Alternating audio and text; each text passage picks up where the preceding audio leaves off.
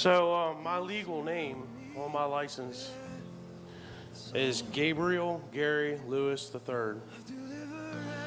So when I was a kid, I was always called Little Gary. So there's a lot of people, including the place where I work now, that know me as Gary. It all depends on how I met you and when I met you. It wasn't until I went to rehab for the first time that people started calling me Gabe because they made me go by my real first name. So my second camp here, I told Paul before the camp hit, if there was anything I knew as far as these sessions, I knew the father wound very well. I made an agreement as a child that I was nobody and absolutely unworthy. So directly after that, we had our code of silence and had our dinner and came back in, and Steve calls me up front and he puts his arm around me and he says, "This is Gabe," and his name means strong man of God. So I walked away from him just with my head down, and I'm like, that was just a thing of him taking pity on me, and I didn't accept it.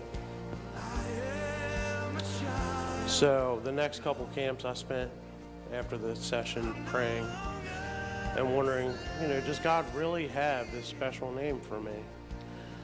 And one of the times I was down here at where the bonfire pit was, and believe it or not, there was still embers under the ashes. And I took a stick and stirred them up. And I was just bored, I was looking for something to do. And I got on my knees and I started blowing on the embers. And sure enough, they started to pick up. And God told me then and there, he said, "This is you." So the next camp, I come in on the last day. Hollis pulls me aside, says, "God's trying to tell you something."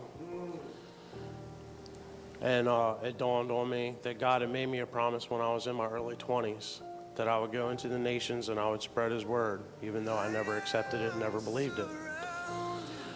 So I accepted that. And I walked up to Paul and I said, "It looks like I'm going to Germany with you." So last October, I ended up in Germany, helping start a new camp in Germany. So we did a handful of the sessions. We didn't do all of them. One of which we didn't do was the name.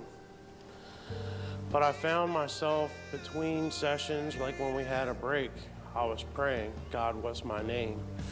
And I just said, "God, I'm a big dummy. I can't hear what you're saying. You're going to have to just spell it out for me. You're going to have to make it so that I can't avoid it. Just tell me what my name is." And I'm just sitting there, and there's a guy closer to me than Hollis right now. And he sees me with my head down and he says, "Gabe." And I looked up and he said, "Are you okay?" I said, "Yeah, I'm all right." And I said, "I'm just praying." And I put my head back down. I'm like, "What was I praying about?" "Oh yeah, that's right. God, I need you to."